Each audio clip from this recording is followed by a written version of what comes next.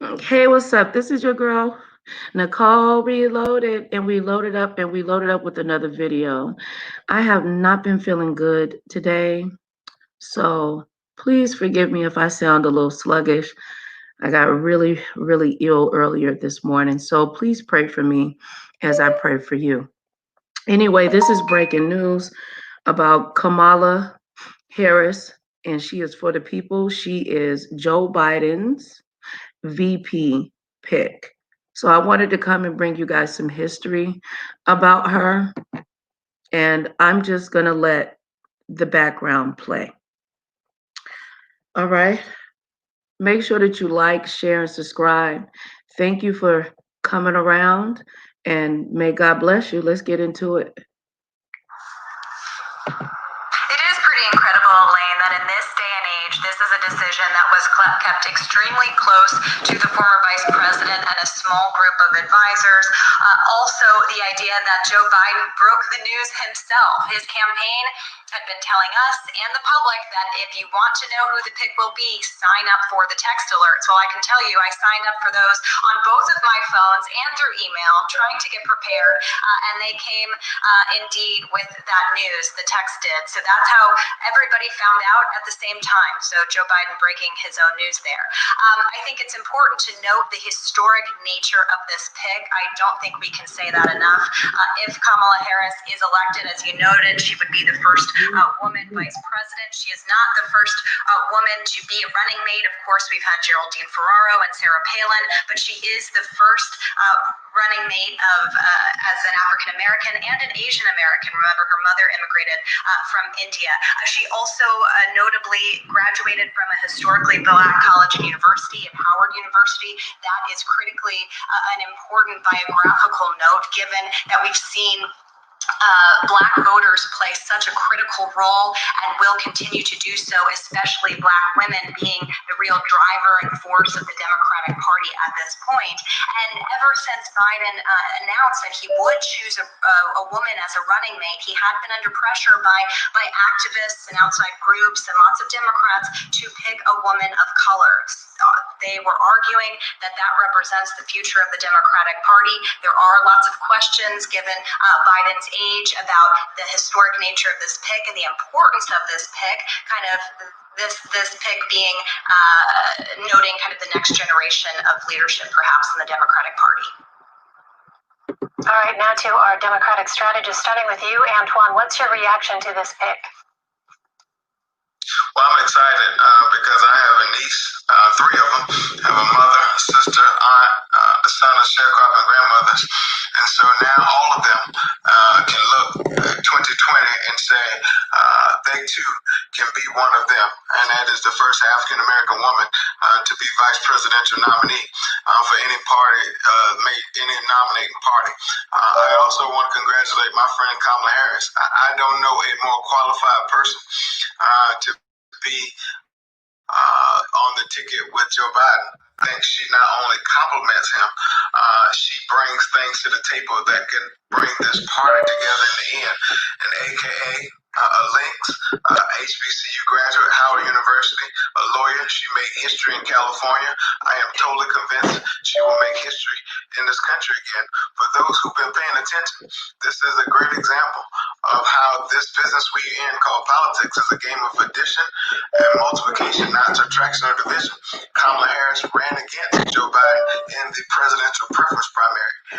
Now she is on the ticket with him. This is, for me, very exciting because I'm starting to see our party, in the words of Mike Tyson, peak at the right time and come together, and so we can win up and down the ballot in November. Joel, same question to you. What's your reaction? And also, just to jump off Antoine's point, what is it that you see Senator Harris brings to this ticket? Well, I think all the comments from Caitlin and Antoine are appropriate. And what I would also say is this: politically speaking, this is the most Biden pick that Joe Biden could have made. This is consistent with everything that the former vice president has done, from the way he has messaged his campaign, from the construction of this campaign, from the voter groups he's targeted. This is on message and on brand with everything that Joe Biden has brought to bear this election cycle. I would also say, just in terms of the advantage of this How do you guys feel about Joe Biden picking Kamala Harris? How do you feel that she's been selected as Joe Biden's running mate? Okay. Senator Kamala Harris is the first woman of color to be selected for a major party presidential ticket. CBSN anchor Elaine Ojun discusses Joe Biden and his new running mate with CBS Politics reporter Caitlin Hugh Burns.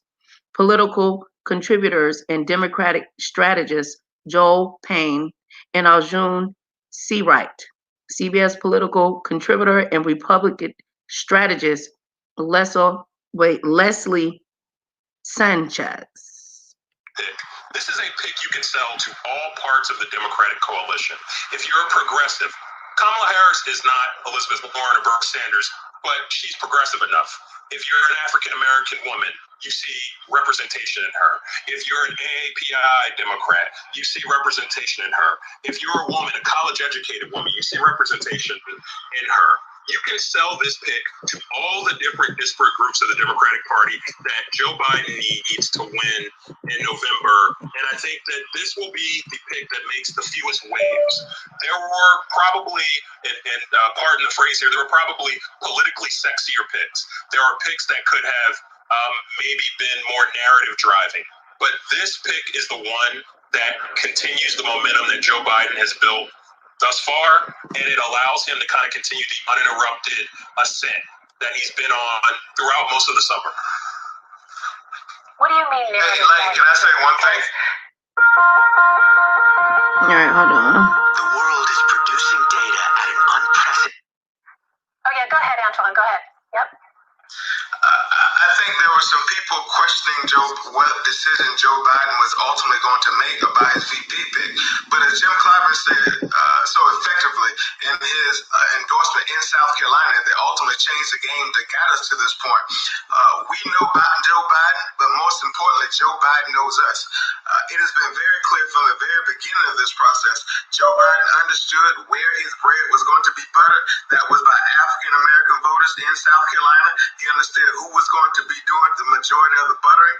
That was African American women.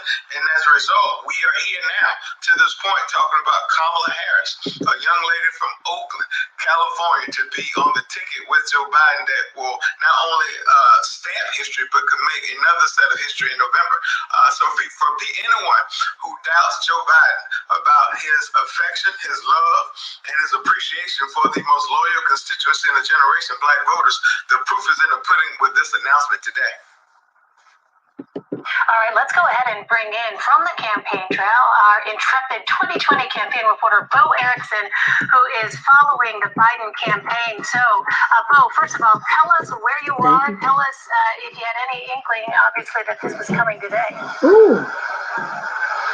Well, hi, Elaine. Yes, I am in Wilmington, Delaware, Joe Biden's official hometown here. And he just lives in maybe 10-15 minutes from here, standing outside the Hotel DuPont. And it is significant in his political career because this is actually where he announced in 1972 that first Senate run. And why am I standing out here today? It's because starting this morning, we started to see production company vehicles and equipment start to be loaded into this very same lobby that he announced in 1972, and we noticed that some of the production vehicles were actually some of the same companies that we're seeing on the Biden campaign trail as well. This afternoon, we started to get some inkling from sources around the campaign that the announcement was maybe going to come today, and so we started to hit the phones real quickly there, and then finally we started to hear that Joe Biden actually made his pick, and then just a little while later, we got that email and text message just like everyone else. And while I am standing here in August, I think back to Biden's last in-person rally before COVID-19 pandemic really took hold. It was March 9th in Detroit, Michigan, and know who was there to endorse him that night?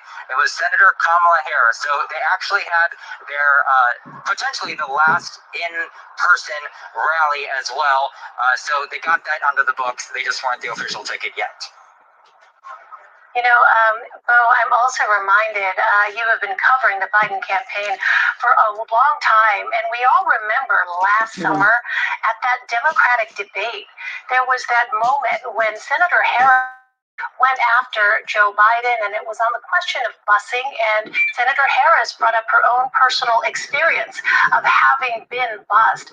Will you just remind us about that, and also what you had heard regarding whether or not that was a factor in this decision? So yes, that was a jaw-dropping moment of this 2020 campaign trail. It was the first debate, and from my reporting at the time, and then since then in the year and a half, it has shown that it was really took the Biden campaign and a lot of his senior aides that have been with him for a long time, it really took them off guard because they did not think that she specifically would go after Joe Biden. That it seemed a little bit personal to them because on one hand, right a month before that decision, she was posting online about her friendship with Beau Biden, his son, and then just a month later, she was questioning his record on that race issue of busing.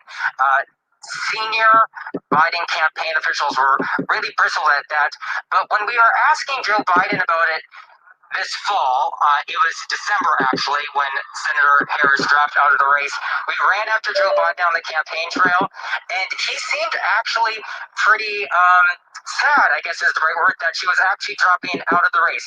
He said that he wished her all the good energy in the world, and that he said Senator Harris could be a Supreme Court justice, and he said that day that she could be vice president, and he also said she could also be president. And as we know, that is one of the criteria that Joe Biden had, is that whoever he picks could be president at a moment's notice wherever he needed it.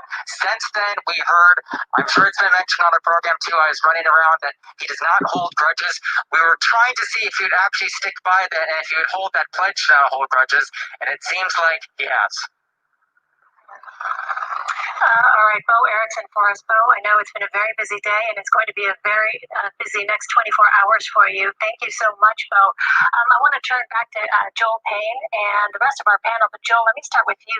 That moment that Bo was just talking about during that Democratic primary, even though Bo talked about the fact that there hadn't been sort of any residual, clearly hard feelings, was that nevertheless a surprise to activists within the Democratic Party? Was that, you think, a consideration at all in these deliberations? I think it depends on who you are in terms of whether or not it was a consideration. It's pretty clear it was a topic of conversation within the Biden headquarters. And look, I've talked to people with Team Biden as well. It did ruffle feathers. It ruffled feathers at the time. And as you know, Caitlin, your reporting probably bears this out. There are hard feelings that are carried along. You want to find someone holding a grudge, go ask someone who's worked on a political campaign.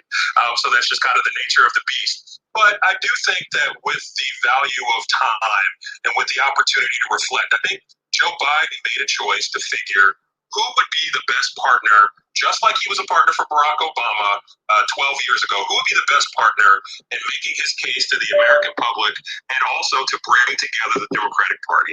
And so I think that that ultimately won out. I think that Senator Harris, certainly in that moment, despite the fact that she may have upset some of the Biden loyalists in that camp, I think she also showed that she is a major league, top tier player on the national political scene, and that she's unafraid. And I think she probably, even if she irritated the former vice president, she probably impressed him as well with how she handled herself and the fact that she did go for the brass ring, so to speak. Antoine, let me ask you. Oh, go ahead. Yes, Caitlin. Elaine, Joel brings up a really important point about that debate moment. And, talking to the Kamala Harris campaign in the weeks and months after that, they did acknowledge that that was kind of gave them a sugar high, because remember, she did end up sinking in the polls and bowed out of the race before the voting and the caucuses came underway. But Joel brings up a really important point about how that moment could have factored into Biden's decision, because a huge critical part of being a vice presidential candidate is that you are the attack dog. I'm marking this date on the calendar. The debate with Vice President Pence, only once. Elaine, you know those kinds of environments very well, having moderated one. This is an important moment, especially in this age where we're not having a traditional campaign, and we're not going to be seeing these candidates kind of in the campaign setting as we're used to seeing them. We're going to see them doing lots of virtual events and lots of small events. So that debate, I would argue, could play an outsized importance throughout this process, because that will be one of kind of the few times to really see candidates go head to head. And she not only showed that in that debate against Joe Biden and subsequent debates, but a lot of supporters of hers often point to her perch on the Judiciary Committee and the ways in which she has questioned top Trump administration officials, Bill Barr, the Attorney General, chief among them. Lots of those appearances have been clipped and gone viral. She has asked direct questions that have been really have helped her to amplify her stature. So I think that is a critical point about what kind of role she could play. And in the final weeks of her campaign, she really made this about the case against, prosecuting the case against Donald Trump. And as we know, having talked to voters throughout this primary process, seeing it in our polls, that is the number one priority for Democratic voters heading into November.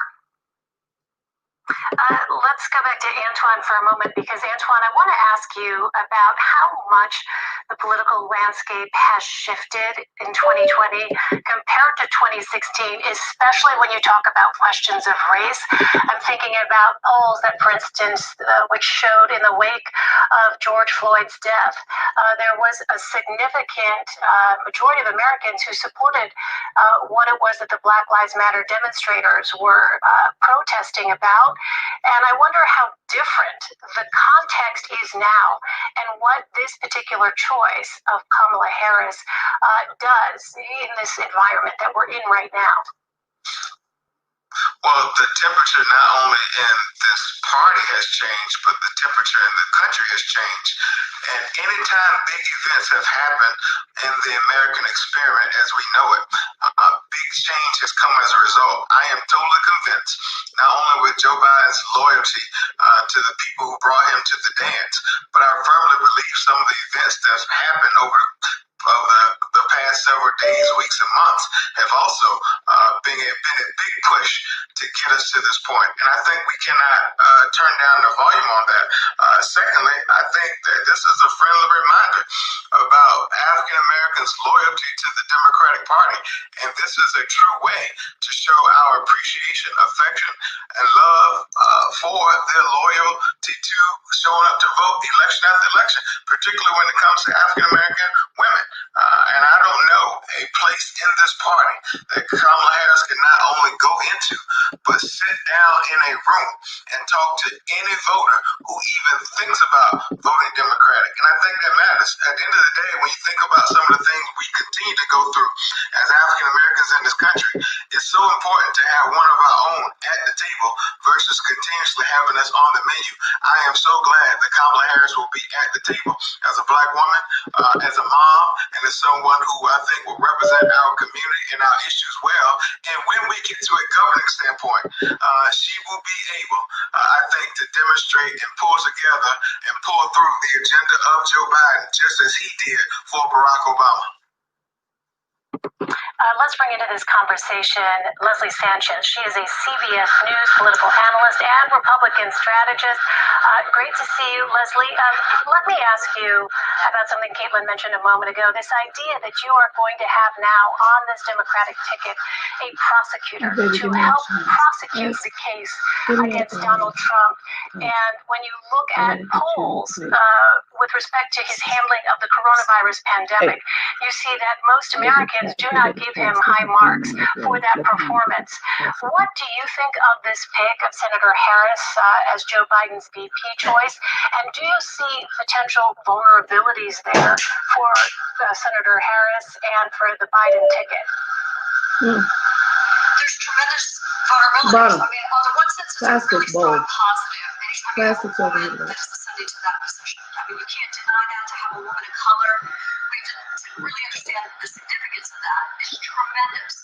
But just to your point, Elaine, about the prosecutorial nature of not only her presidential candidacy, it actually turned that lens previously on Joe Biden during the debates, but also the nature that falls very nicely in what the president is saying. Is this the Democratic establishment that is here to prosecute with tremendous oversight, regardless of what we're trying to do, to work together, the president's argument, and make America better, right? Make America great. Try to get the Democrats off their heels to come together to find solutions. And I'm probably making it sound a lot nicer than I think the Trump message has actually been. That's probably what it should be. But this folds into demonizing that idea that the Trump campaign, from the beginning, never had a fair stance. And it's I think the Trump campaign, very excited Republicans, this is exactly the type of thing they wanted to see.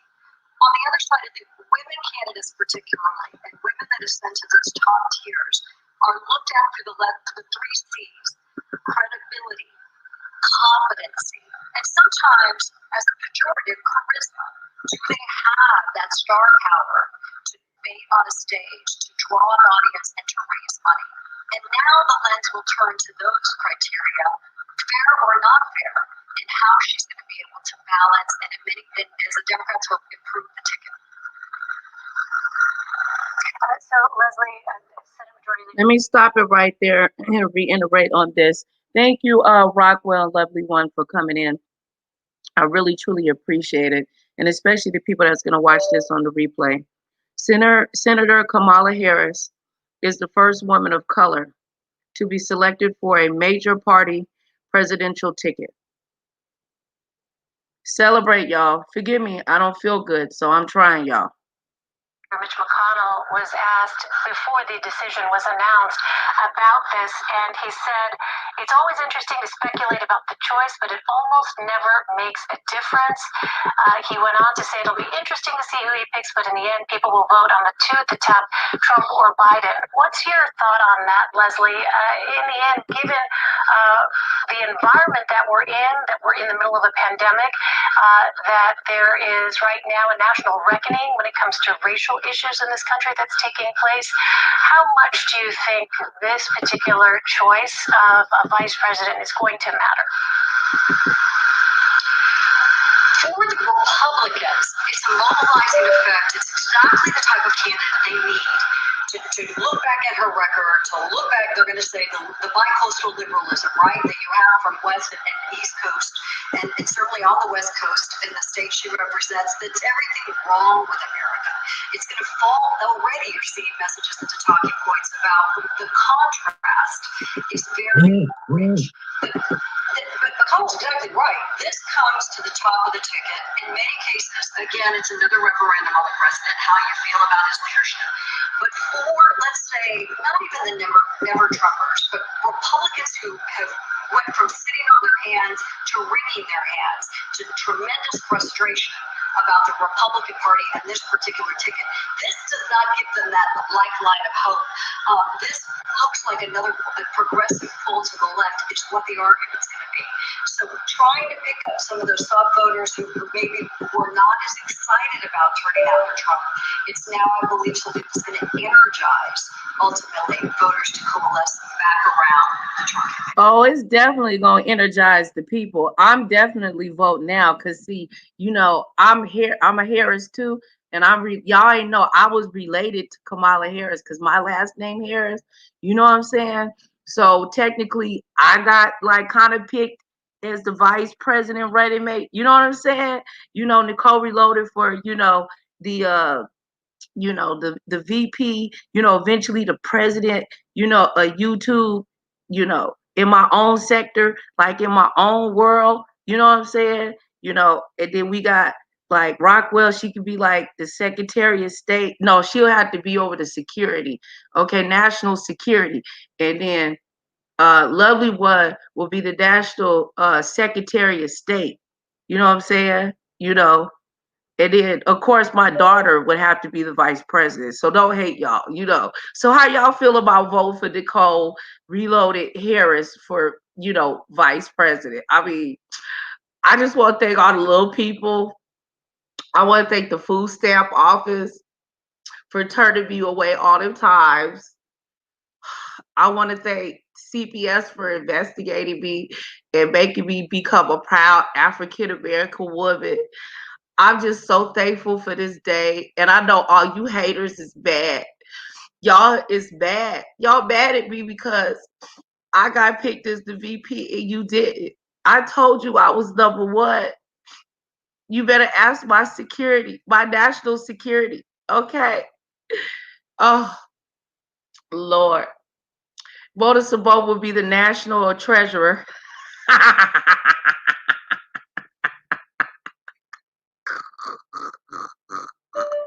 Let me stop. I'm just playing, but y'all didn't say because I did get picked. Y'all did. Y'all last name ain't Harris. I told you I was the shit. Shout out to my father, Rock Harris. Power to the people. Okay, let me turn this back on. I think my medicine to hit it, y'all. I don't feel good. I know I sound like a man, but I don't look like a man. Okay.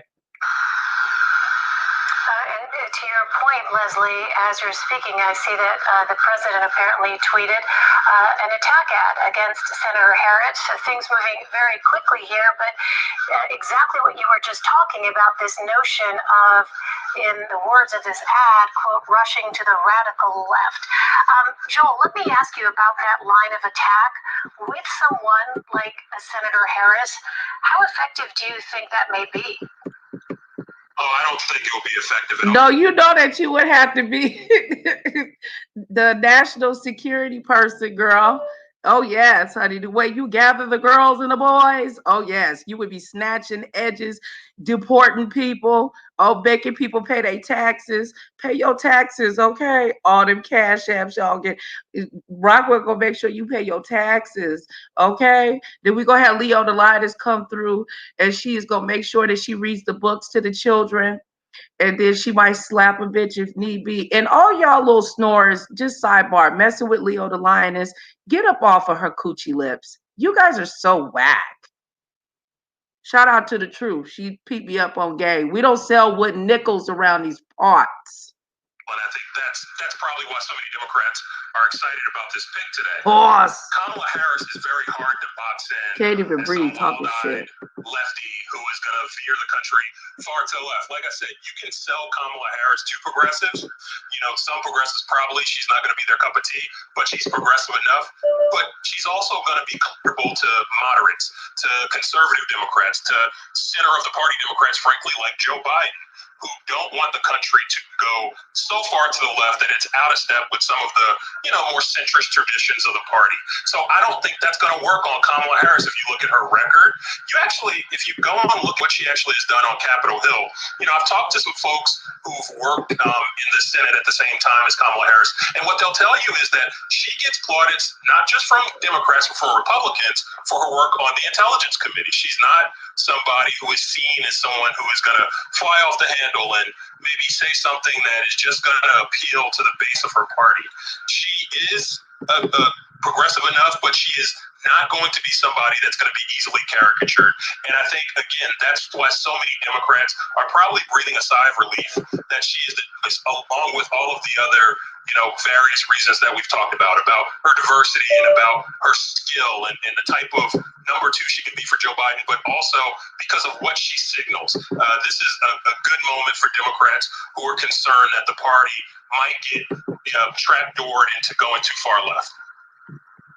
Caitlin, we only have yeah, go ahead, Antoine. Yep. Keep in mind that this is now about Donald Trump and Mike Pence versus Kamala Harris and Joe Biden. Now America will have a choice and decide between the two. This election will likely boil down to 5 or 7 states. If you look back at 2016, the elections were small margins. If African Americans had turned out in a few places in 3 or 4 states, we would have had a different result in the election. I'm a firm believer Kamala Harris can go in those places, those states that will likely decide the general election in November, and really make up the difference and galvanize and energize voters from across the Democratic platform that could eventually change the game of this country forever.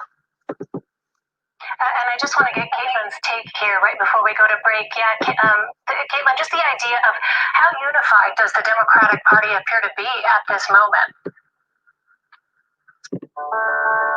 Okay, hold on. We covered up on a commercial. Well, they appear to be unified around the prospect of defeating Donald Trump, and we've seen that in polls. We've seen that in our CBS News Battleground Tracker, that those supporting Joe Biden most of them are doing so because it's an opportunity to defeat Donald Trump.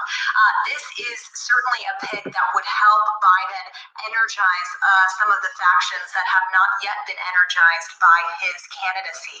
In other words, trying to convert voters to support his ticket affirmatively, not just as a vehicle for defeating Donald Trump. So that's something to watch for over the next week when we see more of this ticket and when we see the Democratic National Convention in its virtual form take place next week. That is the goal of the party. All right, and with that, and the thing about predators you should know is that they prey on the vulnerable. They prey on those who they do not believe are strong. Predators are cowards. Y'all know anything about any predators that like to prey on the vulnerable? Kamala, I don't know why I keep calling her Lee. I am so sorry. Kamala Harris said that predators like to prey on the weak. It's a lot of people that like to prey on people and they think that they're weak. And then when they come out, then you want to get mad and run, because you be leaking. Leave people alone. Vote Kamala Lee Harris, 2020. Or get out and vote for somebody. If you're going to vote, get out and vote. If you're going to vote for Donald Trump, that's your right. Or the Green Party, the Tea Party. Just get up and vote and make sure your stamp is on your mail-in votes and don't get shooketh and hustled by the shady post office man. Okay? Predators are cowards. I think you've watched her sort of evolution of being the chief prosecutor. So I need to be correct as best I can. I do want you to be honest. I'm not able to be rushed this fast. It makes me nervous. This is who she is. She's been trained to get the truth out of folks who are not forthcoming. Is there a person you're talking about? I'm asking you a very direct question, yes or no. I think at every stage of her career, she's been in the arena and she's been fighting. One of her childhood friends, recalling their early years together, said, Kamala's just been ready for this moment her whole life. Even as a little kid, she just got out there and she would handle business. So the one thing about Kamala, she's consistent. She's the same person now as she was then. We got along great, we were together all the time. Let me take you back to kindergarten. There was a boy that had taken something I created. I can't remember if we were doing like clay things or baking something or what have you, and took mine and messed it up, like threw it down, broke it. And so she stood up to him, took up for me. And as a result, he picked up either a rock or a brick and, hit her. And her mom had to come from work. She had to go to the hospital, get stitches, on and on. She's always been one that will stand up for what she thinks is right. I feel a sense of responsibility to stand up and fight for the best of who we are. And I'm prepared to fight, and I know how to fight. I love this one, too. So this was 1988. This is Kamala here, short haircut. Really tapered. Her mom, Shamala, her sister, Maya. So Kamala was born in Oakland, but really was a child of Berkeley. She and her sister Maya were raised primarily by their mother, Shamala, who was a single mom after she separated from her husband, Donald Harris. And her mother, even though she was from India, felt that living in Berkeley, it was really important to raise Maya and Kamala as strong, powerful Black women.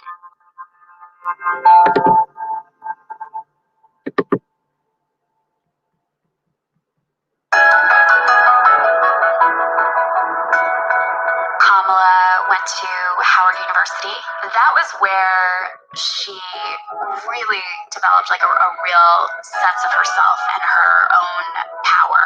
Howard taught me, and it has taught you. You can do anything, and you can do everything.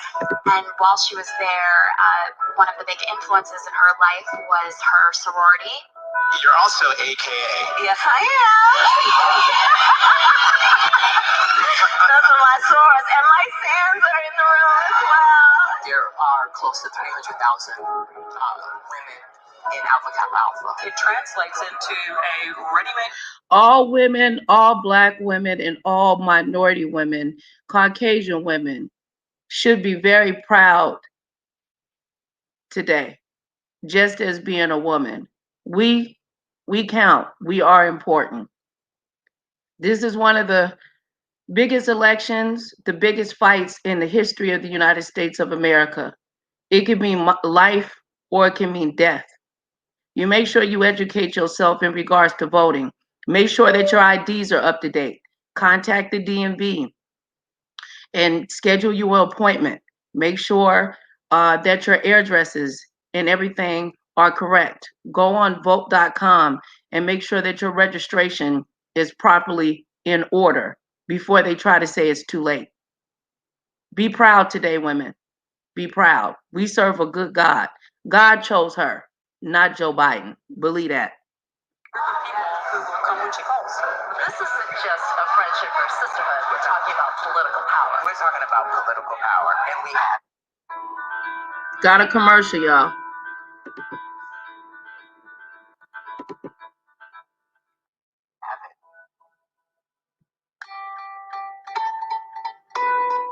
Even before she became a prosecutor, she really made a point of working with some of the most disadvantaged women in the Bay Area.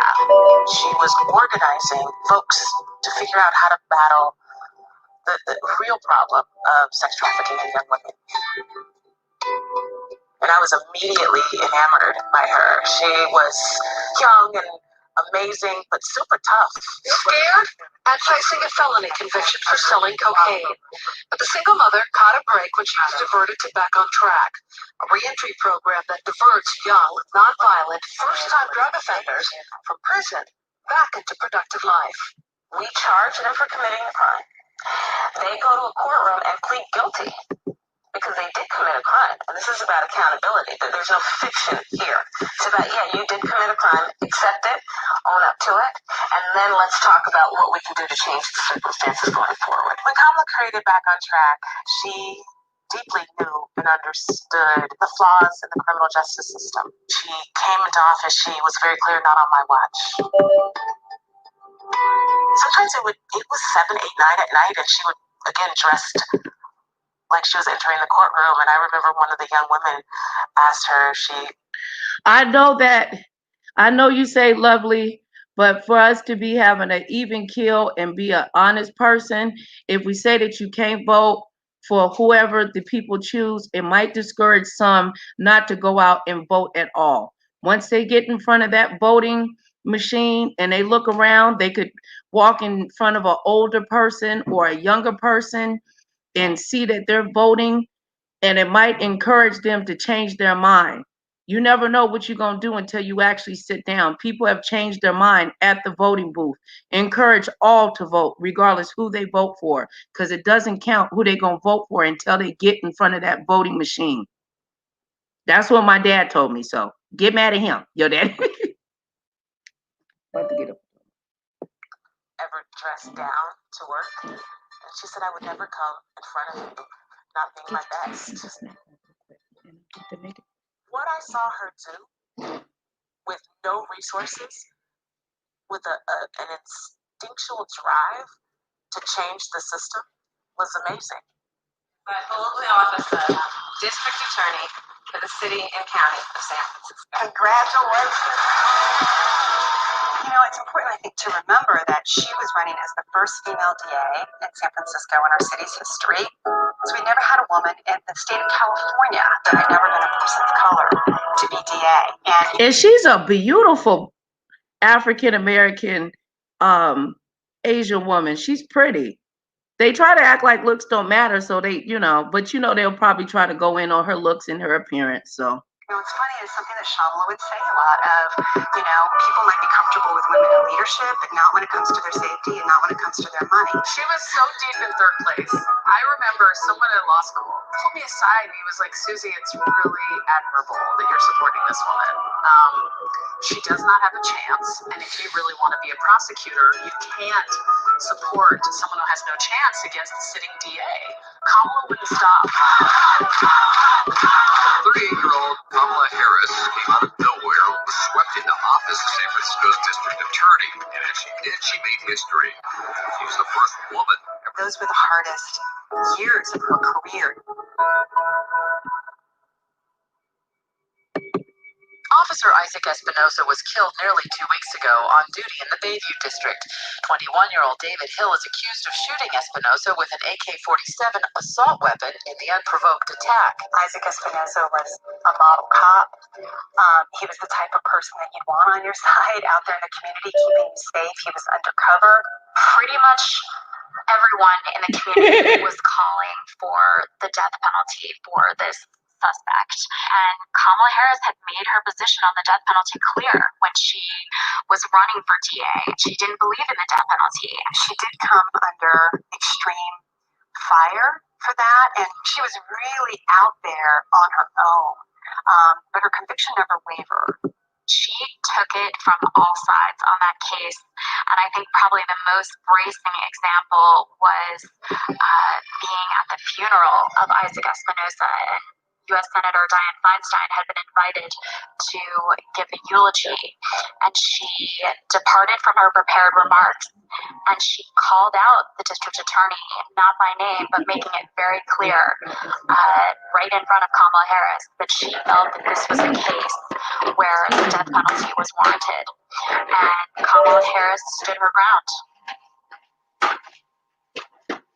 Harris's decision not to pursue the death penalty for the killer of Isaac Espinosa actually came back around in her race for California Attorney General. She was running against Steve Cooley, who was the district attorney of Los Angeles County, and he basically made that race all about the death penalty. Steve Cooley believes in the death penalty for murdering a police officer. This election, that race really went down to the wire. Initially, some news organizations called it for Cooley, and it took weeks for the final results to be counted. I stand before you today, humbled to be chosen to be the next Attorney General of the state. The position itself is aligned with the progressive movement to make criminal justice less punitive and racist. Yet your record as a prosecutor shows that you embrace the tough on crime mentality. As a prosecutor, my duty was to seek and make sure that the most vulnerable and voiceless among us are protected. As Attorney General, she is faulted for fighting to uphold cases where there had been wrongful convictions, in some cases where they had involved prosecutorial misconduct. Criminal justice advocates felt that she was much too cautious and politically calculating, was often the criticism when she was Attorney General. She did a lot of work both on her presidential campaign and over the last year to try to address that distrust in the Black community. As a young lawyer, that she Humbled to be chosen to be the next Attorney General of the state. The position itself is aligned with the progressive movement to make criminal justice less punitive and racist. Yet your record as a prosecutor shows that you embrace the tough on crime mentality. As a prosecutor, my duty was to seek and make sure that the most vulnerable and voiceless among us are protected. as Attorney General, she is faulted for fighting to uphold cases where there had been wrongful convictions, in some cases where they had involved prosecutorial misconduct. Criminal justice advocates felt that she was much too cautious and politically calculating, was often the criticism when she was Attorney General. She did a lot of work both on her presidential campaign and over the last year to try to address that distrust in the Black community. She believed, as a young lawyer, that she could make a big difference if she was working from within the system to try to affect change. running for the Senate in 2016. So after Barbara Boxer announced her retirement from the U.S. Senate, Kamala Harris had a pretty easy glide path to the Senate. And she went out there and once again hustled and worked hard and won pretty easily. So let's get to work. See if they win it.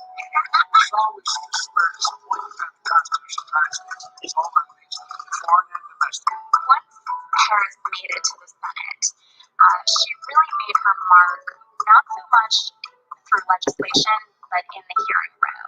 Can you think of any laws that give the government the power to make decisions about female body? I'm not thinking of any right now, Senator. Are you aware of any communications with other Trump campaign officials and associates that they had with Russian officials or any Russian nationals? I don't recall that. She's intense to be questioned by. Is there a person you're talking about? I'm asking you a very direct question, yes or no. I've been on the other side of being questioned by her, so there's an aspect of sympathy or empathy I have with some of them. The discretion. I see none. I'm not finished. I see none. I'm not finished. People come to politics from different backgrounds, but when you come to it from the background of being a courtroom prosecutor. She was a courtroom prosecutor, okay? She checked the boys. She checked the men's. She checked the girls and the boys, okay? She told them you could not play in the yard with cocaine and crack, okay? You have to go to jail. You have to do your time. But she also didn't want people to go for crimes that they did not commit. She's a fighter. She knows how to pull out the truth. Hey, all I say is hold your hands up to the Lord and get on your knees and ask God to guide you in what direction you need to go. All right. Not only do we need to get out and just vote in presidential elections, we need to vote for inside our states to make a difference. You know, family court judges, you know, who our sheriff is going to be. These are the things that make a difference. Okay. Now, as you see, Donald Trump was able to snatch the election. Okay. Why did he snatch the election, my people? Because a very large amount of African American males did not show up to vote. A decent amount of African American women did, but a lot of minorities did not. And the men did not. He won because he won the delegates. We need to remember that. So I don't want to hear about nobody that my vote don't count. My vote don't mean nothing. If you don't get your ass out and vote, I don't want to hear the argument, debate with somebody else that got nothing else better to do. But if you don't vote, I don't want to hear your argument about what's going on in the United States of America. Now, if we all get out and vote and actually move our arses, okay, and make a difference, then you'll get me to believe that our vote don't count. If our vote didn't count, why is Donald Trump trying to affect and suppress the vote of people that use the mailing system in the postal office that has been using the vote that way to vote for many, many years? All right, step your game up and use your brain. Don't let all of these images turn you insane. Use your own brain. Because if you don't, you're going to be the one to blame. If that orange man make it in office, blame the person that didn't get out to vote. Don't come and yell at me because it ain't got nothing to do with me. With the strike of your pen, you take someone's liberty away. The training of a prosecutor makes you make that decision based on a full assessment of the facts. Well, the truth is, she's also supremely fair, but you're not going to get away with hedging or equivocating. Everybody wanted Michelle Obama to run, but she made it very clear she don't want nothing to do with running for office. We all wanted our girl to come out and do it, but to her, she did run.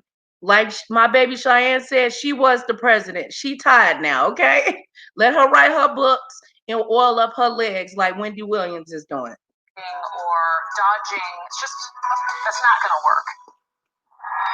Even though Harris had only been in the Senate for 2 years, in January of 2019. Thank you, Zamira Blaine, for coming in. It's truly a pleasure to have you. Y'all make sure you thumbs up this video now. She decided to jump into the presidential race. As a young district attorney, I walked into the courtroom for the first time and said the 5 words that would guide my life's work. Kamala Harris for the people.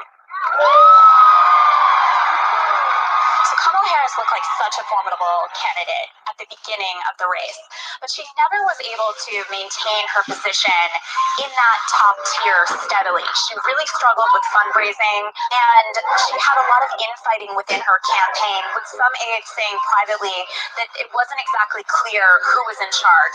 There is not a black man I know, be he a relative, a friend, or a coworker, who has not been the subject of some form of profiling or discrimination. Ironically, one of the most difficult moments of Joe Biden's campaign was a moment in which Kamala Harris really delivered what everyone thought at the time was a knockout punch. You know, there was a little girl in California who was part of the second class to integrate her public schools, and she was bused to school every day. And that little girl was me. And so a lot of people thought that that might be a strike against her in the vice presidential vetting process, but clearly the Bidens have been able to work through that moment and get past it.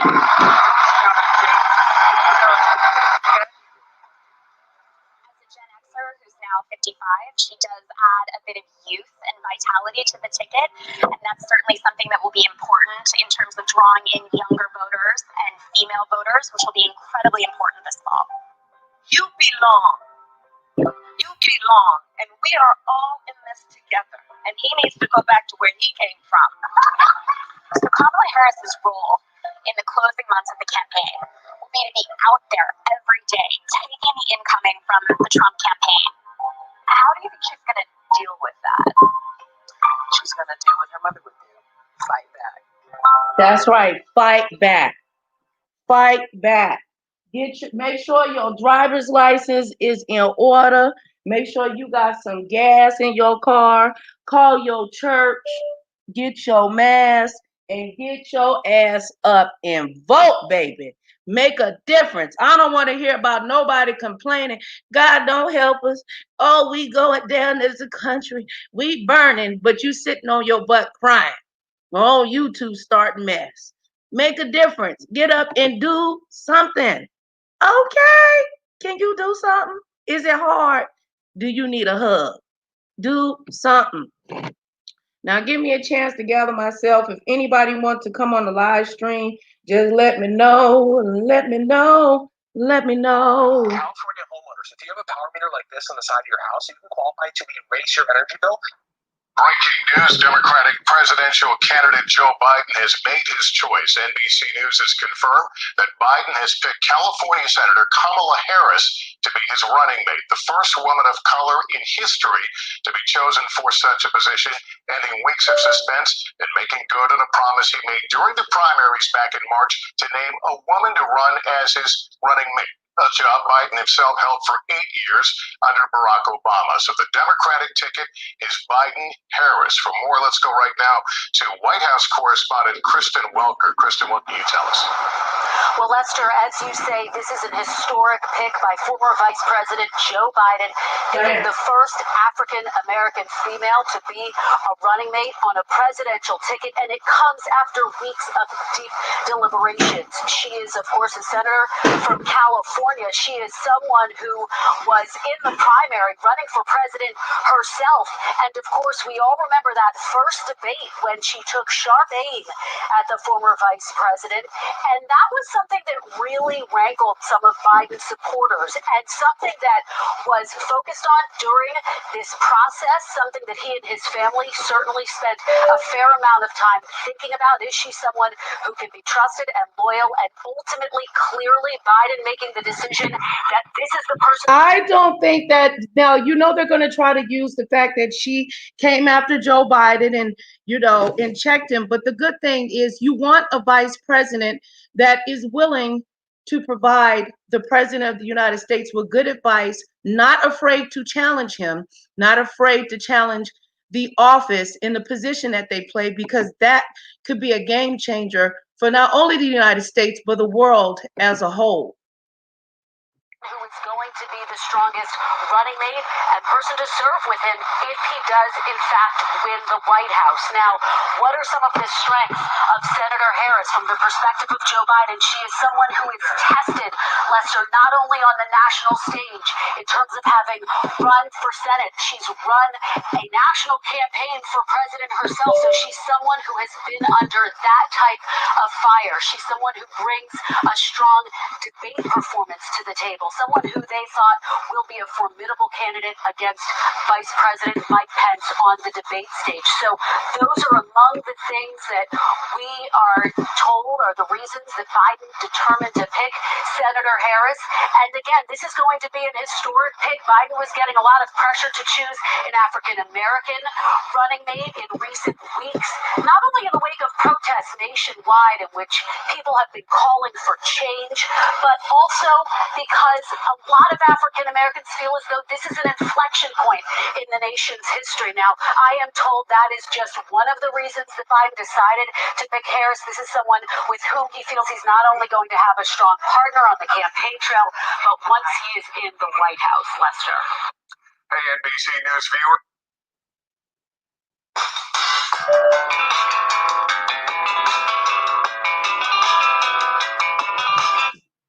She is a person that's told many stories that weren't true. She's very big into raising taxes. She wants to slash funds for our military at a level that nobody's can even believe. She is against fracking.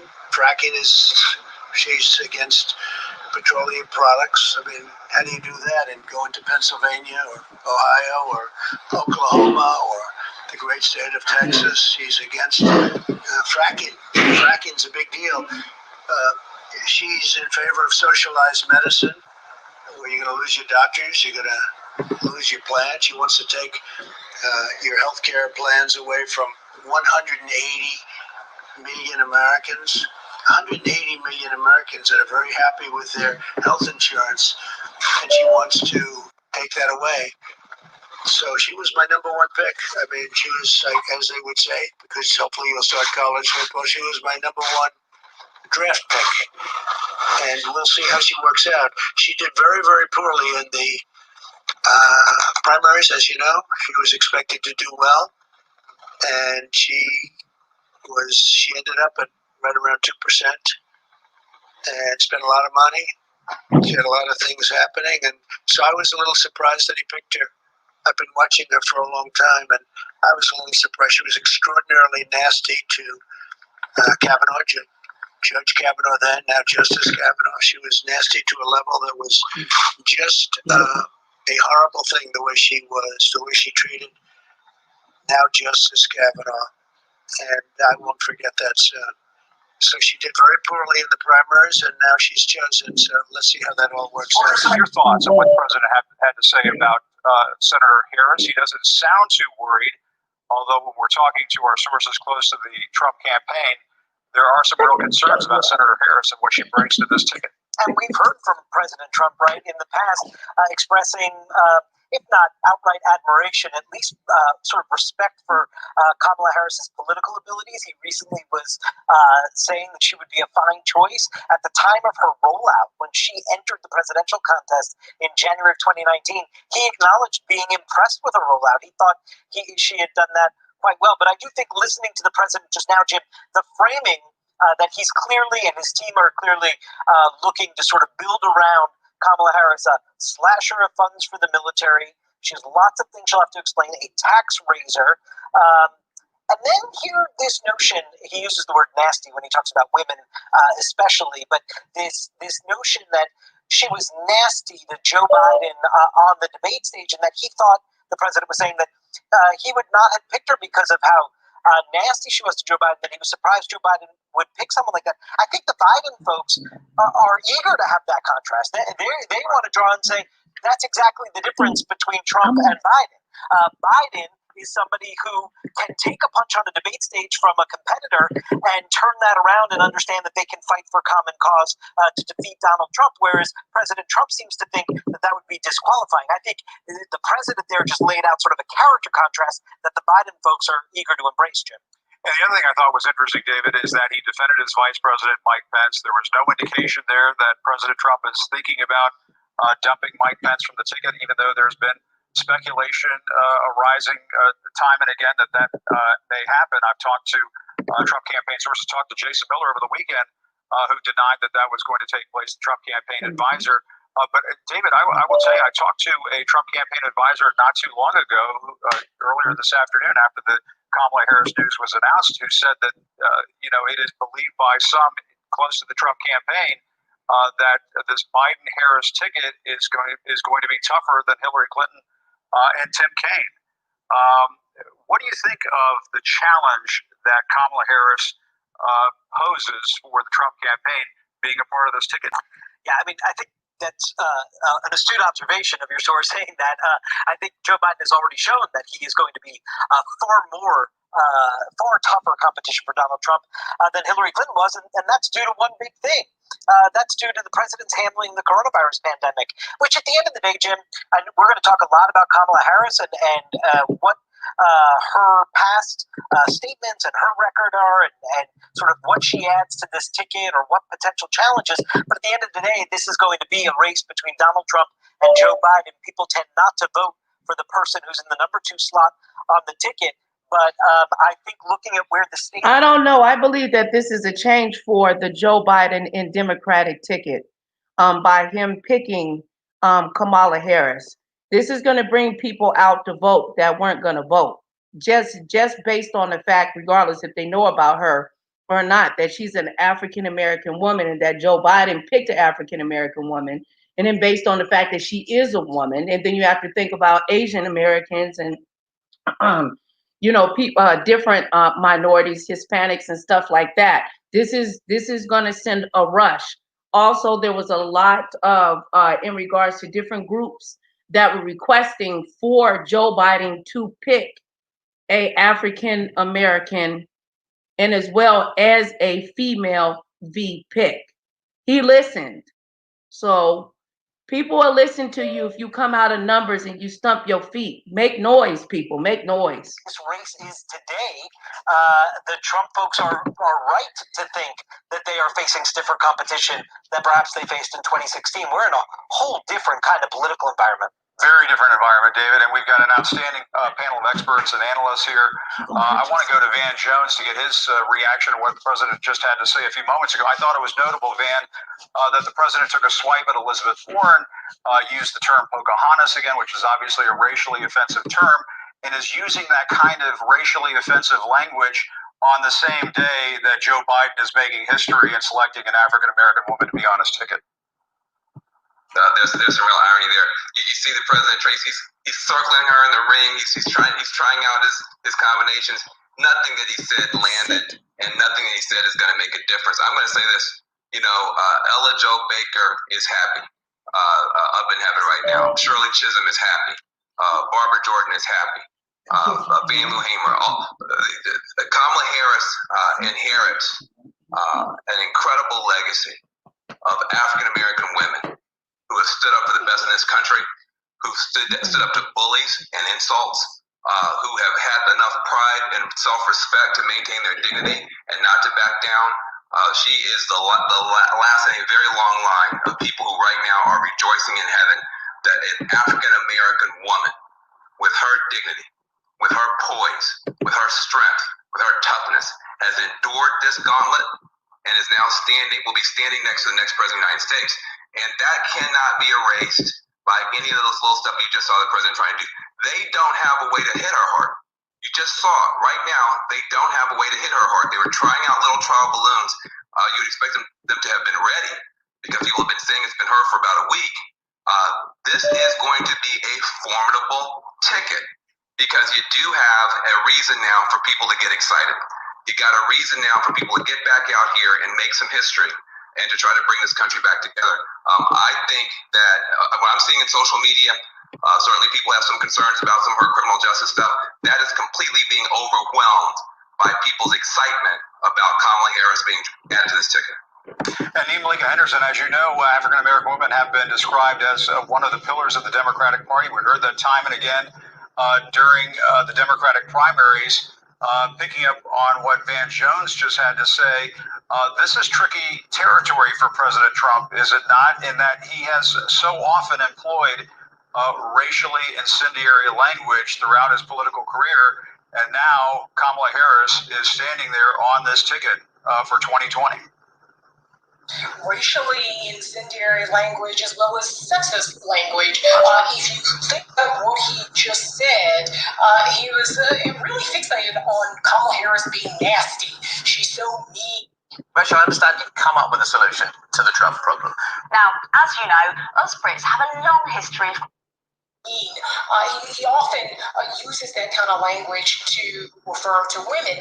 One of the things that was noteworthy to me, I could only hear it in my ear. I couldn't actually see the video. President Trump sounded kind of lazy, and like his heart wasn't really in it, almost like he'd just gotten up from a nap. And I think you're going to be able to contrast Kamala Harris's vibrance, energy, smarts, obviously, too, with not only Donald Trump, but also Mike Pence. So listen, I think they're going to throw the kitchen sink at Kamala Harris at this ticket. It will be laced with racism and sexism in the way that we have come to see this president and understand this president over the last many years. And we'll see if it works. I mean, I have said before, racism and sexism, very powerful forces in this country. Racism might be the most powerful force in this country ever.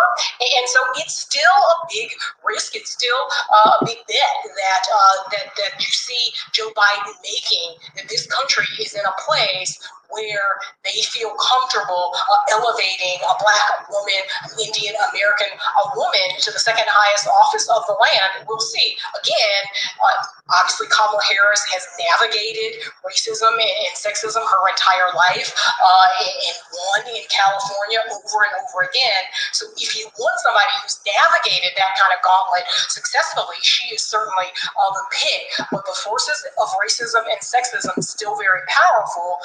And we shouldn't ignore that. And the bold choice that Joe Biden made in picking Kamala Harris, and you can see the sort of energy, surprise, and in many ways a sort of relief. It's about time from a lot of people.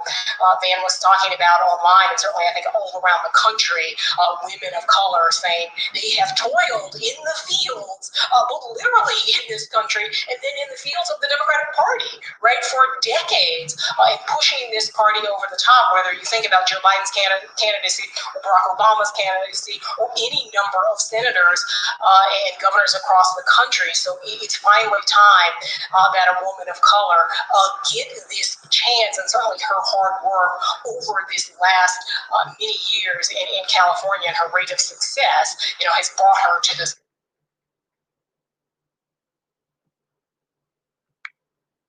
At MIT, our motto is mind and aim, which basically means theory and practice. We have breaking news from the presidential race. Joe Biden has just announced he has picked Kamala Harris to be his running mate. The Democratic senator from California is a former federal prosecutor and attorney general of California. Senator Harris has long been rumored as a frontrunner for the position. Senator Kamala Harris will be Joe Biden's running mate. The California lawmaker becomes the first black woman and the first Asian American woman to be chosen as a major party's vice presidential candidate. Joe Biden's campaign made the announcement via text message to supporters Tuesday. The pair is expected to appear together Wednesday in Wilmington, Delaware. In a tweet after the announcement, Harris said she was honored to be on the Democratic ticket, adding that Joe Biden will, quote, build an America that lives up to our ideals. Joining me now are CBS News' Natalie Brand, Nancy Cordes, and Linda Tran. Nancy is CBS News Chief Congressional Correspondent. Linda, CBS News political contributor and Democratic strategist. And Natalie Brand joining us there from the White House North Lawn as well. Linda, let me start with you. Talk to us a little bit about what Senator Kamala Harris, from your perspective, brings to the Biden campaign. Well, Elaine, in a word, it's enthusiasm. I mean, there's nothing like building a historic ticket in order to get voters really excited about casting their ballots, whether that happens to be at the ballot box or in the mailbox come fall.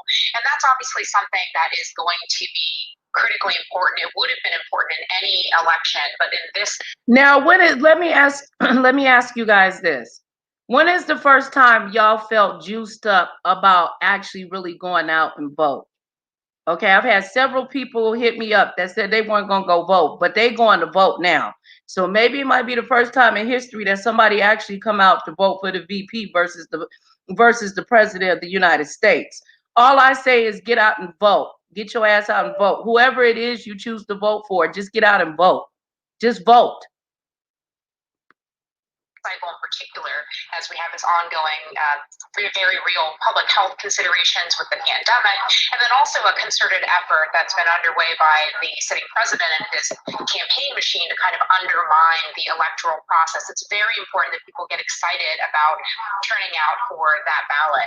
The other thing that Vice President Biden is getting with Senator Harris is in many ways a prototypical vice presidential candidate. She is somebody who is clearly extraordinarily sharp and intellectual. She has a compelling personal story, and because of her prosecutorial background, she also can very easily fill that traditional attack role that has been accorded to the running mate on the presidential ticket. So there's a lot there that the vice president, the former vice president's team is getting, and you can bet they're pretty excited about the reaction they're having right now. Natalie, let me turn to you. We've already seen the Trump campaign come out and attack Harris for, quote, embracing the radical left. What's the strategy behind that?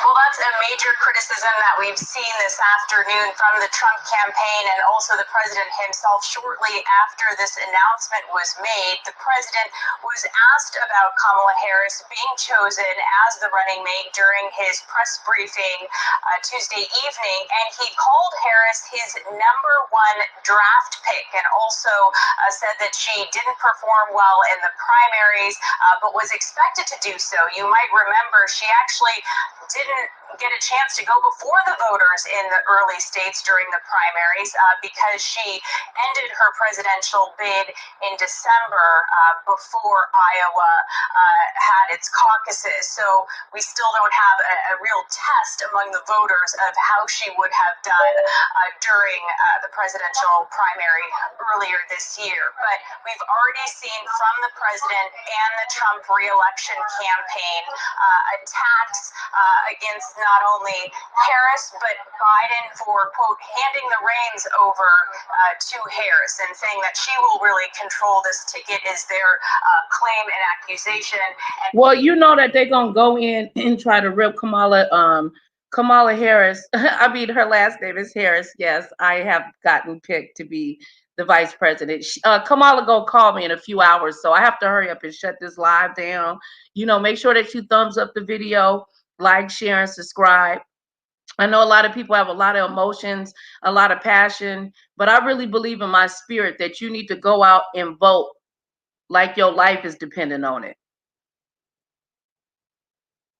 Calling her part of the radical left, pointing out some of her policy positions on the Democratic primary campaign trail and also in the U.S. Senate, and the president even mentioning some key swing states and asking how those states would react to some of those policies. So I think we'll continue to see that as a major criticism. We've also seen the Trump campaign bring out some of her record as a former prosecutor and California Attorney General, which has been scrutinized in the past, especially by progressives. So I think we're going to see the Trump campaign really kind of try to bring out attacks from all different directions, realizing that this is a key part of the presidential ticket now. And really, we may see them go after Kamala Harris just as much as they go after Joe Biden, Elaine.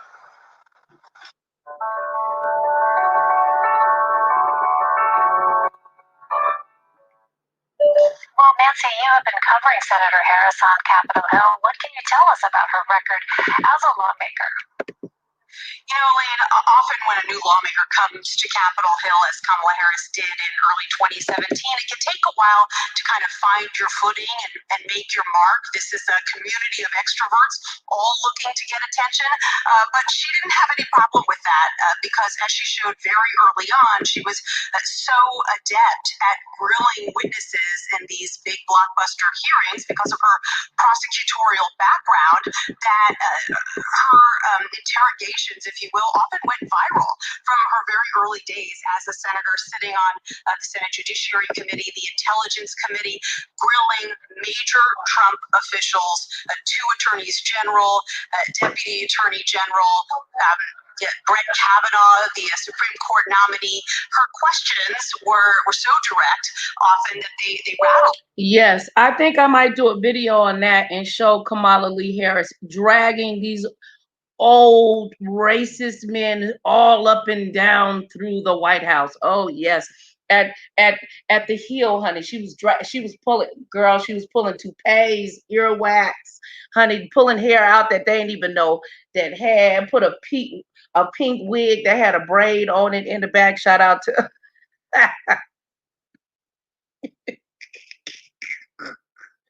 Oh Lord. Zero Tolerance was acting a fool earlier, honey. He gave me my life. Laughter is purification to the soul. Thank God it wasn't me being dragged, child. The lawyers that she was interrogating, these are people who had a lot of experience themselves, but former Attorney General Jeff Sessions famously said that she was making him nervous with her questions.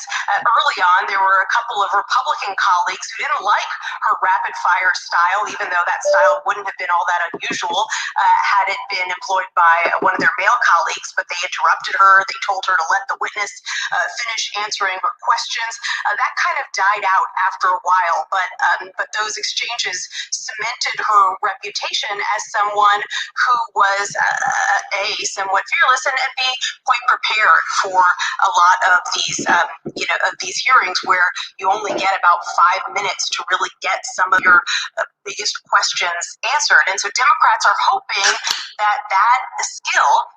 I can't wait until debate come, because she gonna be dragging. She gonna get her roast on. She's an educated Black woman.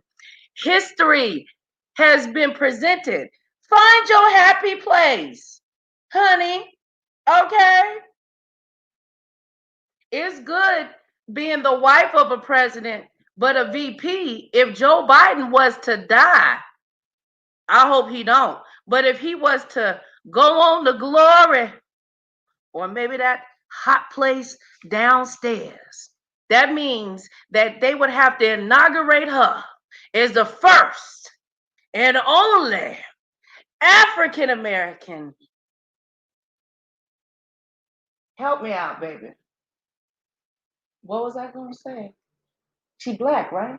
She's a Black woman. What's her last name? What's your last name? Smith. That's not your last name. You got. Don't say your full name. People be doxing. You guys, how many? Smith. Yeah, you got two. What surname? Yeah. Are you happy about Kamala? You gave birth to me. You should know. Yeah, but are you happy? Yes. What does it make you feel like as a young person? I'm just glad that there's more Black people presidents, because I don't want to be mean. Well, they can't hear you. Come over here. I don't want to be mean to any white people here. I just want to say that us Black people really didn't have that much power back then, and we're losing more power now. Yeah. So we need some more Black presidents to help us. Yeah, even if it's a vice president? It doesn't really matter either way. Yeah, as long as we're in the office, as long as we're in the room. Well, you sound a lot wiser than some of these old folks that's on here. Well, God said, let the youngins speak, so. The courtroom, on the debate stage, in hearing rooms, will translate into a strong debate performance against Vice President Mike Pence, because that will really be one of the biggest, if not the biggest, high-profile endeavors that she undertakes over the next 3 months or so, is to go up against the vice president. She'll have one opportunity to do it. It didn't go that well for Tim Kaine, Hillary Clinton's pick back in 2016. Democrats believe that she will have a stronger showing in 2020. Linda, I'm reminded of last summer during that first Democratic primary debate when Senator Harris went after Joe Biden quite forcefully on this issue of busing. It was one of those moments. I remember sitting around the CBSN table and thinking, I wonder how this is actually going to land. That was a memorable moment. But what does Biden's choosing Kamala Harris now say about this issue when it comes to racial issues, when it comes to these matters of racial equality, that he has chosen her at this point in 2020? Yeah, Elaine, I mean, that moment that you just highlighted is certainly going to be replayed in coverage over the coming days. And also, say it out loud. Say it. We need more black presidents in this state. Country, United States. We don't, and since we're losing more power, the more of us that we get, and the more of us that we lose, the more that we get us, the more that we come, the more that others will make. The more people come, then other people will make them disappear. Oh, you mean, okay, so you mean the bad people will disappear? No, I mean, what I mean is, since every time more black people come, the more they come, the more power we get.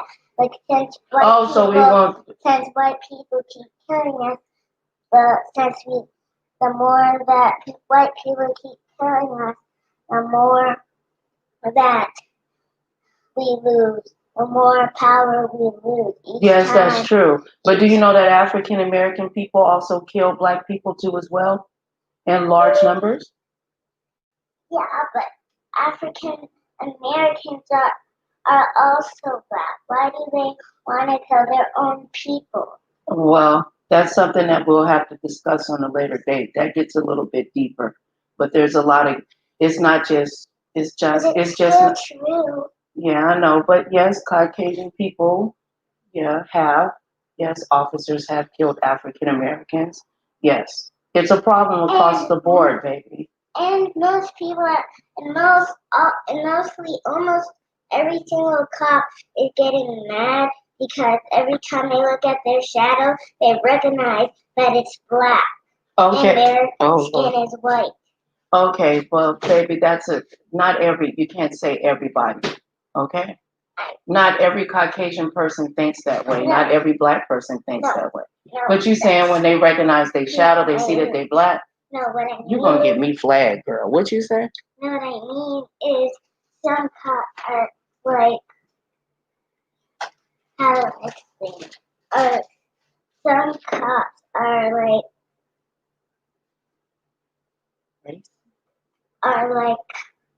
they get an attitude because their shadow's black. And who told you that? Oh, Lord Jesus. Okay. Well, I don't know. Maybe, I don't know about all that, but. It's true. It's true? Okay, well, don't believe everything that you hear. But there are people that are afraid of their own shadow. And it ain't got nothing to do because it's black. No, they're not afraid of it. They're just mad that their shadow's black. They're angry because their shadow's black. And their skin is white. And wow. mad. because it's not But the you same know that- color as their but- skin color. okay. Because that's the way that they think it's supposed to be, because it's Oh. that, like, it's supposed to be their skin color is supposed to be, because their skin color is white. Their shadow is Jesus supposed Christ. to be white, and black people are black. Their shadow has to be But black. we're all one. But we're all one kind, and that's humans, right? Yes. Does Jesus see color?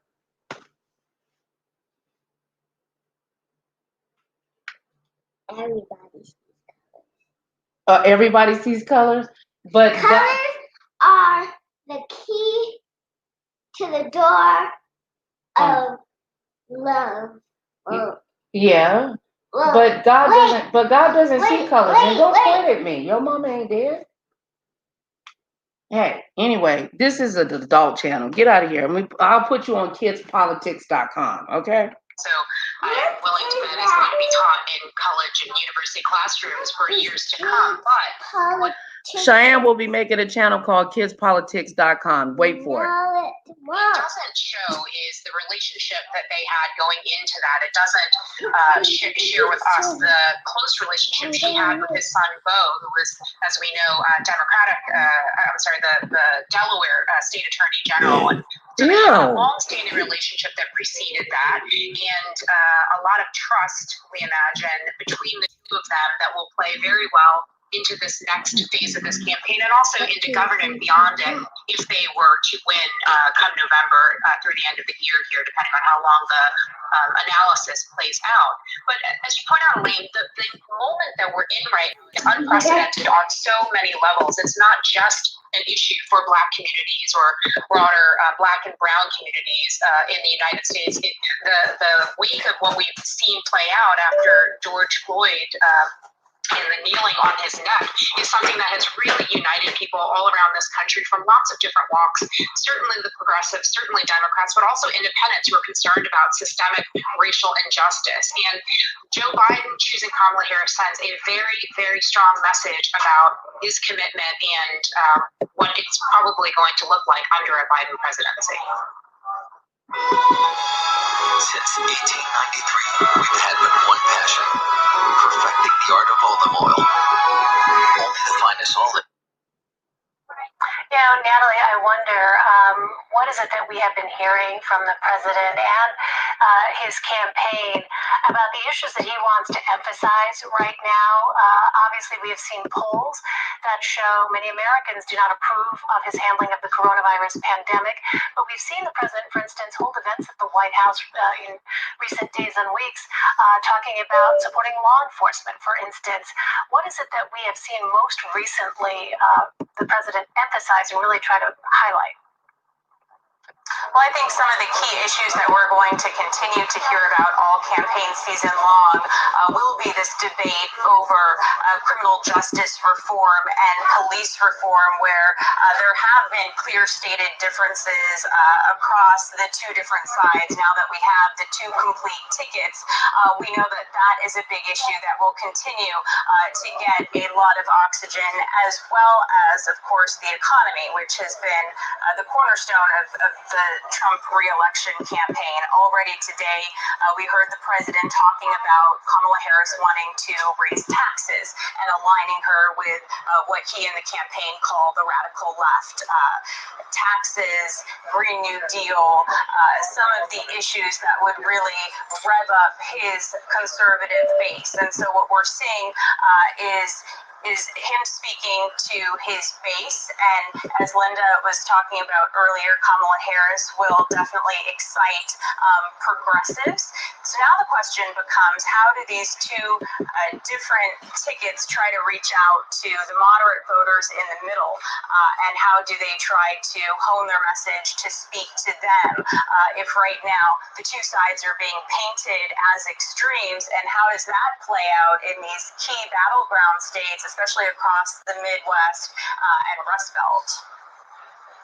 You know, Nancy, Natalie brings up an interesting point about the characterizations, obviously, now beginning as this pick and the news of this pick becomes more widely absorbed. I wonder what you've been hearing from Democrats and Republicans about this, because already we saw within 30 minutes or so of this announcement, the president tweeting with a ready-made ad, an attack ad against Kamala Harris, talking about her being in sync with the quote-unquote radical left, as he put it. Sure, and that is not surprising because I think Democrats and Republicans alike both assumed that she was the most likely choice to be vice presidential nominee for Joe Biden, and so Democrats were kind of watching and waiting, but figuring that she had the best shot, and Republicans were doing the same, and so they had all their ammunition ready to go, and that ad is a case in point. But Democrats believe that it's okay if they take aim at her for those reasons. First of all, they think that that's kind of a tired playbook on the part of the Trump administration. The president has been doing that all year. He's been arguing that any number of people, Bernie Sanders or AOC or name your progressive here, are all pulling Joe Biden to the left. That's been a challenging case to make because Joe Biden has a decades-long reputation as something of a centrist. So those attacks haven't really landed, and it's a little tricky with Kamala Harris as well, because while she is from a big progressive state, California, she also has this law enforcement background and frankly has faced some frustration from progressive groups in the past who didn't feel that she was far enough to the left. Let me say this. Don't get too confident thinking just because of this pandemic that Donald Trump can't slide his butt back up in office, and then everybody's feelings get hurt. Okay? As long as there's a way to vote and there's a system and a machine, he can get back up in there. That's why we need to come out in numbers to make sure it doesn't happen. When it came to some law enforcement issues, and so she has really tried to walk that divide very carefully over the past few years, and she's clearly a choice that was made because the Biden campaign felt that she could energize the base, and she wasn't someone that they were picking because they thought that she would deliver a state like Tim Kaine in Virginia, for example, back in 2016. They're pretty sure they're going to win California in the fall, but they believe that she's in some ways the yin to Joe Biden's yang. She is a younger candidate, 55, 56 years old. He's one of the oldest presidential candidates ever. She is a relatively new face in the Senate. She's only been around for a couple of years. He's obviously got decades of experience in Washington. And so, they think that this ticket provides some contrast that serve them for the better. But it's not surprising that the Trump campaign will try to make the case that those contrasts are for the worse. All right, we will be. Guys, you know what? America does not want to witness a food fight. They want to know how we're going to put food on their table. Donald Trump in office on trade policy, he reminds me of that guy in The Wizard of Oz, when you pull back the curtain, it's a really small dude. I think the American public has seen quite well that you are biased in this situation and you've not been objective, and that would arguably be the conflict. Well, I haven't been the only decision maker here. Growing up, my sister and I had to deal with the neighbor who told us her parents couldn't play with us because we were black. I do not believe you are a racist, and I agree with you when you commit yourself to the importance of finding common ground. But I also believe, and it's personal, and it was hurtful to hear you talk about the reputations of two United States senators who built their reputations and career on the segregation of race in this country. And it was not only that, but you also worked with them to oppose busing. And, there was a little girl in California who was part of the second class to integrate her public schools. And she was bused to school every day. And that little girl was me. So I will tell you that on this subject, It cannot be an intellectual debate among Democrats. We have to take it seriously. Do you agree? I did not oppose busing in America. What I opposed is busing ordered by the Department of Education. That's what I opposed. Well, there was a failure of states to integrate public schools in America. People are working. They're working 2 and 3 jobs to put food on the table. In our America, nobody should have to work more than 1 job to put food on the table and have a roof over their head. Amen. The reality of it is that we don't have to debate the point, which is that on average, women make 80 cents on the dollar to men. If you're talking about African American women, it's 61 cents. If it's Latinas, it's 53 cents. So there is an obvious issue that we have around not only disparities, but fairness and equal pay for equal work. So let's get beyond that because it's not a debatable point. The question becomes, what are we going to do about it? And I think the goal we would all agree should be that people should be paid equally for equal work. But we haven't yet reached that point. We're going to have to create incentives to get there. So what I am proposing is that we shift the burden away from that working woman and instead onto that corporation to prove that they're paying people equally. If you run the United States Department of Justice, if in any U.S. attorney's office around the country, the head of that office, when being asked to make a critical decision about, in this case, the person who holds the highest office in the land, and whether or not that person committed a crime, would you accept them recommending a charging decision to you if they had not reviewed the evidence? Well, that's a question for Bob Mueller. He's the U.S. attorney. He's the one who presents the report. But it was you who made the charging decision, sir. You made the decision not to charge the president. No, in the Pross memo and in the declination memo.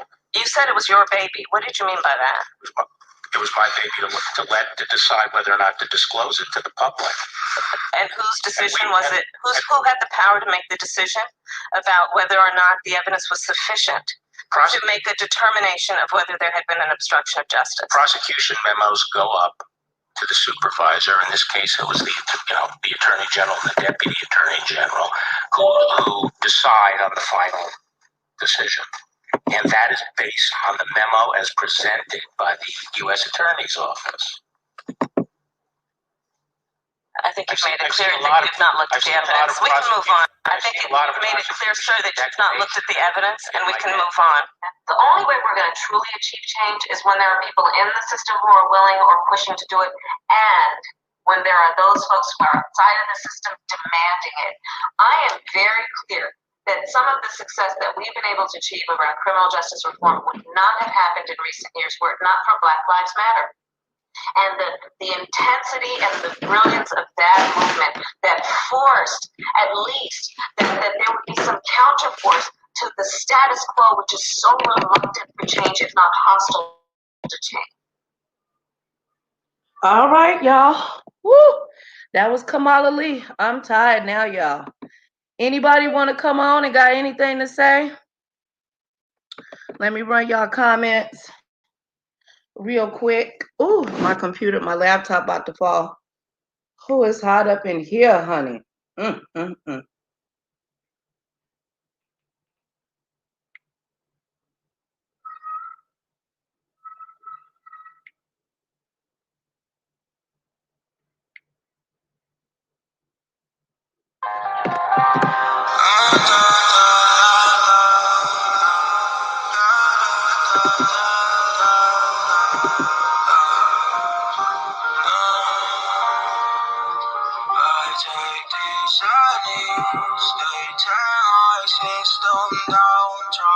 So hard to keep you out.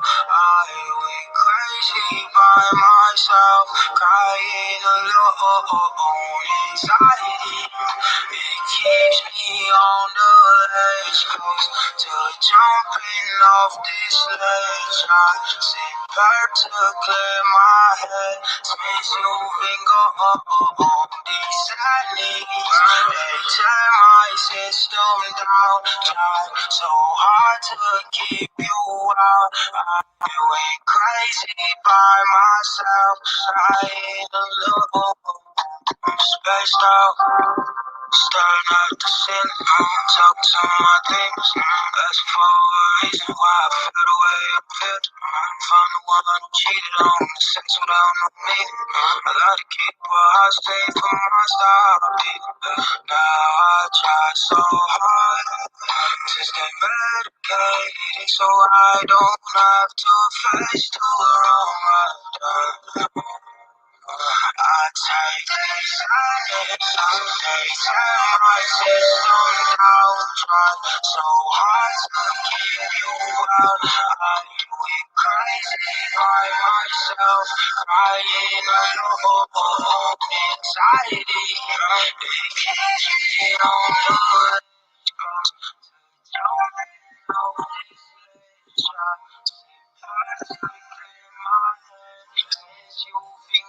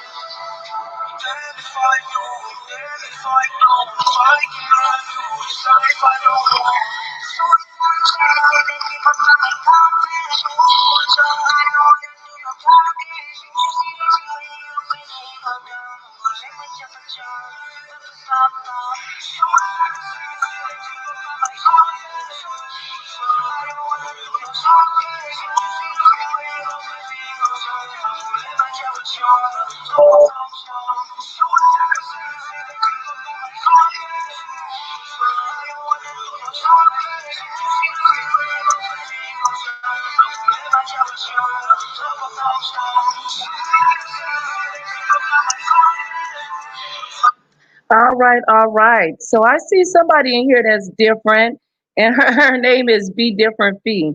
Kamala Joe are definitely not getting my vote. for all the bull they did to our Black community. Ooh, we child, that's gonna have to be on part two. I heard there's a lot of people that are not happy with her, as well as African Americans. But all I'm saying is, to all my sisters and my brothers from other mothers and fathers, we got to get out and vote. All right, we're not going to get a perfect president and a perfect VP.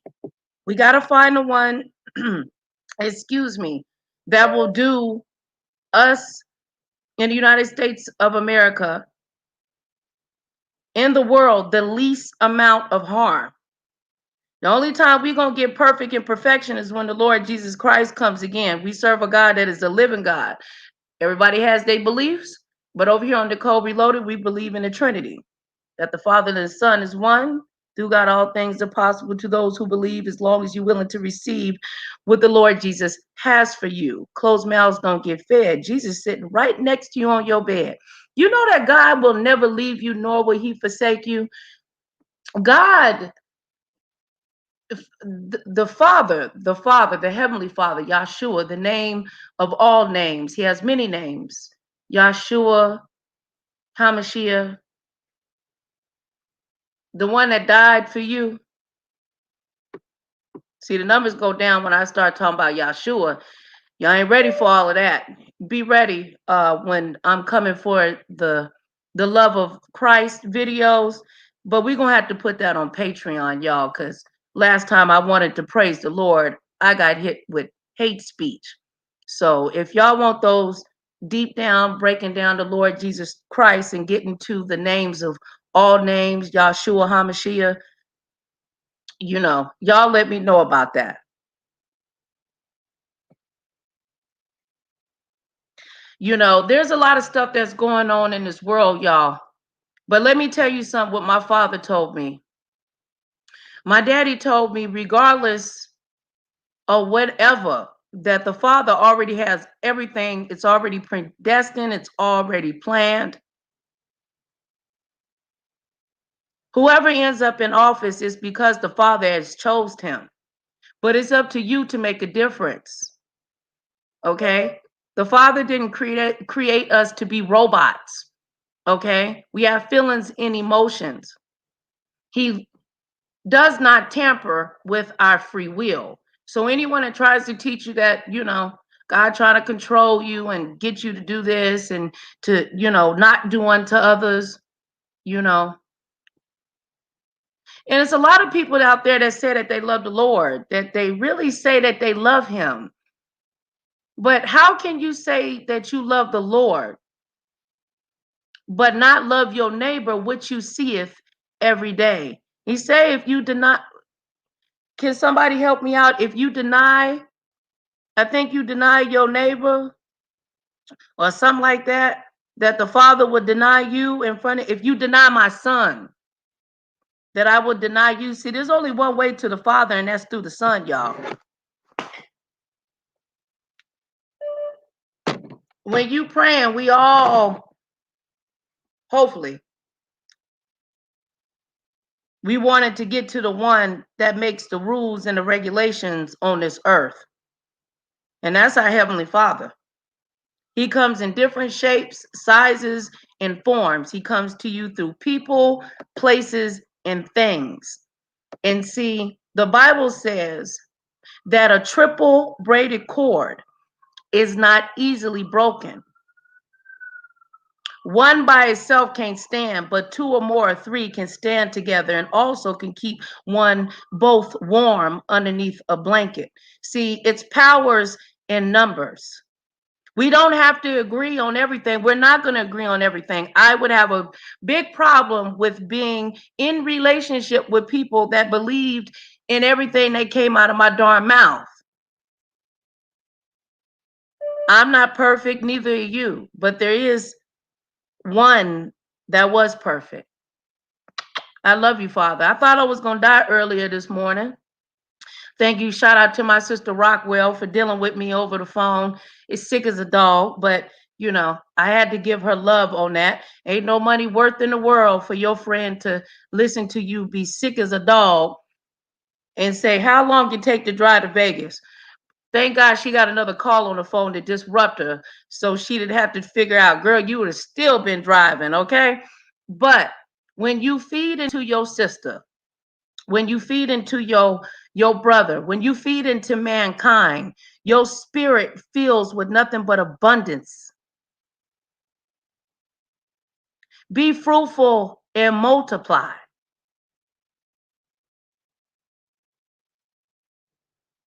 Be fruitful and multiply.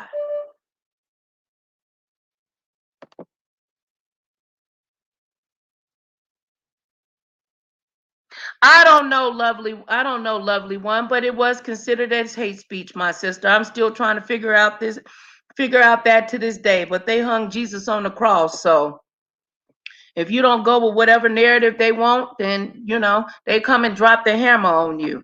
But all of this is written in the book of Revelations. They don't want you speaking about the Father.